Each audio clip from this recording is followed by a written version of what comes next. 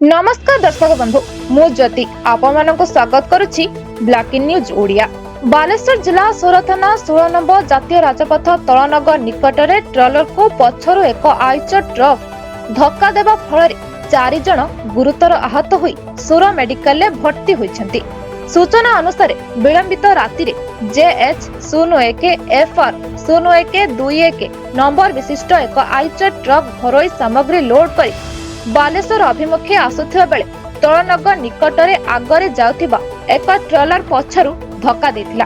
फଳରେ truck मध्यरे थिबा 4 जन यात्री गुरुतर आहत होई ट्रक मध्यरे चापी होई रहिथिले। खबर पाई जातीय राजपथ पेट्रोलिंग पुलिस एवं सोर पुलिस घटनास्थଳରେ पहुंची अड़ा दमकल बाहिनी सहायतारे समस्तଙ୍କୁ उद्धार करी 108 एम्बुलेंस जोगे सोर मेडिकल ले भर्ती करथिले।